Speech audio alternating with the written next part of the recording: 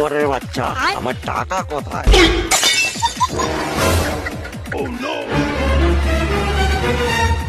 এই আরে বেড়েছে না ওরা, আমার বাপ চলে এসেছে মারা।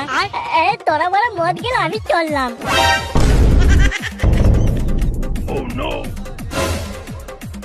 এই বড়া, ওর বাপ যেমন আমাদের কাছে আসছে তেরে লাউড়া। আসছে তোমার কি হয়েছে লাউরা? ওর বাপকে আমরা ভয় পাই নাকি? ওর ছেলে গাড়িতে লাউরা, ওর ছেলের সাথেও বুঝবে। আমরা এখানে পিকনিক করতে এসেছি, মদ খাবো, ডান্স করবো, তারপর ঘর চলে যাবো। নে নে পেক বানাতো দেখি।